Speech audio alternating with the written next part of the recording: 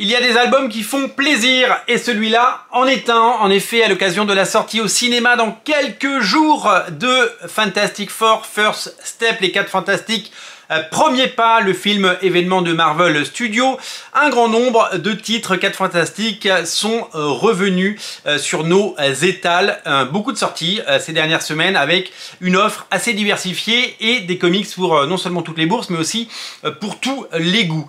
Et quelle ne fut pas ma joie et ma surprise de voir annoncer il y a quelques semaines la réédition de Marvel 2-in-1. C'était déjà sorti en 100% et là je crois que c'est la première fois que ça sort en bel album de luxe grand format. Il s'agit d'une série mettant en scène 2 des 4 Fantastiques. On va vous en parler. C'est un concept absolument incroyable, créé il y a bien longtemps chez Marvel. Vous savez, chez Marvel, il y a toujours eu des concepts. Il y a eu les Marvel Team Up. Souvenez-vous, les Marvel Team Up, c'était Spider-Man plus un autre personnage. Et il y avait eu les Marvel 2-in-1 avec les aventures de la chose avec d'autres héros. Ça, c'était souvent publié quand on était plus jeune dans les pages de Strange ou Special Strange. Peut-être que vous pourrez me corriger et m'aider sur cette info dans les commentaires. On avait retrouvé des histoires qui mettaient en scène une aventure de Ben Grimm, donc The Thing, la chose, avec tel ou tel héros, et donc ça permettait de faire découvrir certains personnages. Du coup, Marvel a décidé de relancer, c'était en 2017, le concept avec des grands noms, mettant en scène, non pas des personnages différents à chaque numéro, mais des aventures de 2 des 4 Fantastiques. Donc comme ça s'appelle normalement les 4 Fantastiques, là maintenant ça s'appelle 2-in-1, 2 personnes dans le même comics. Ils sont 2 au lieu d'être 4. Ce sont des épisodes qui se passent après Secret Wars. Les 4 Fantastiques n'existent plus. Reed et Susan Storm sont portés disparus avec leurs enfants et Ben Grimm fricote avec les Gardiens de la Galaxie et Johnny Storm avec les Inhumains. Ensemble, ils vont s'unir pour nous raconter des histoires pleines d'action et d'aventure. Au scénario de ce comics, c'est monsieur Chip Zdarsky. Vous connaissez Chip Zdarsky, il vient de faire du Batman il n'y a pas si longtemps. Ça vient de se terminer et il a surtout fait du Daredevil chez Marvel. C'est quelqu'un qui est connu comme un dessinateur et scénariste. Il avait fait Sex Criminal avec Matt Fraction il y a quelques années. D'ailleurs, il est peut-être... on parle du fait que peut-être il pourrait relancer cette série. Et c'est surtout en tant que scénariste maintenant qu'il fait des merveilles. Il a également dessiné Public Domain qu'il a scénarisé. J'ai adoré le premier tome, vivant le deuxième. C'est une super série que je vous recommande. Ça parle des dessous de l'industrie des comics, des anciennes générations, des nouvelles générations. C'est vraiment, vraiment étonnant. J'ai vraiment beaucoup aimé. Marvel 2-in-1, c'est donc un concept absolument incroyable, surtout que la bonne idée, c'est d'avoir mis des très grands noms au dessin. Il y a notamment sur les 12 numéros, parce qu'il y a 12 numéros plus un annual, il y a 3 épisodes du trop rare mais tellement doué. Regardez comme c'est beau.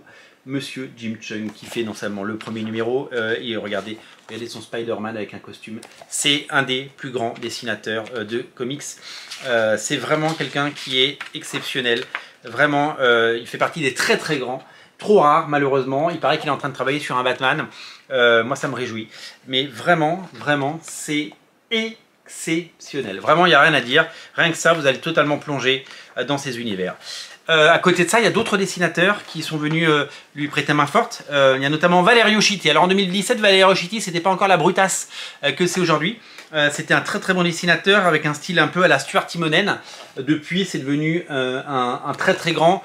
Valerio Schiti, il a fait des épisodes récemment des Avengers et il a fait également des épisodes de Captain America. C'est lui qui vient de relancer Captain America. Il avait fait un petit peu aussi de X-Men sous Krakoa. X-Men sous Krakoa, c'est pas une drogue, hein. C'est tout simplement... voilà, c'est une période éditoriale, hein, voilà.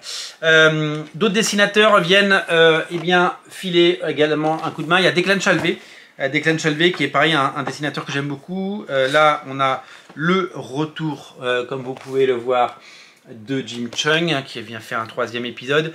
Il y a du Declan Shalvey, je crois que ça c'est du Declan Shalvey si je me trompe pas, hein. Il a un style qui est vraiment très très chouette. Et Ramon Caperez qui avait fait notamment des épisodes, souvenez-vous de Wolverine and the X-Men, qui ressort. Ça c'est ça, Ramon Caperez. Il avait fait un magnifique graphic novel dont j'ai oublié le nom. Sand of machin, quelque chose avec du sable. C'était assez incroyable. Et c'est quelqu'un qui a travaillé donc sur Wolverine and the X-Men, qui revient en omnibus de Jason Aaron avec des dessinateurs fabuleux comme Pepe Larraz, mais aussi Chris Bacalo ou encore Nick Bradshaw. C'était vraiment une petite pépite. Voilà, je suis très content de ce bouquin parce que je vais pouvoir replonger dedans. J'avais pas tout lu à l'époque.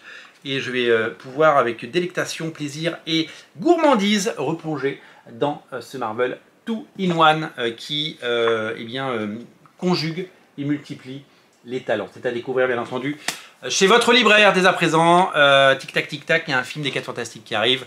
Soyez prêts, il y a beaucoup de choses à lire et vive les comics. N'oubliez pas de vous abonner si ce n'est pas déjà fait. Vous pouvez vous abonner. Merci d'être aussi nombreux. Merci pour votre fidélité. Vive les 4 Fantastiques, vive les comics, vive Marvel, vive Panini, vive les lecteurs, vive les libraires, vive tout le monde. Merci à vous. Lisez les comics, soyez heureux et on se retrouve très vite. Bye bye.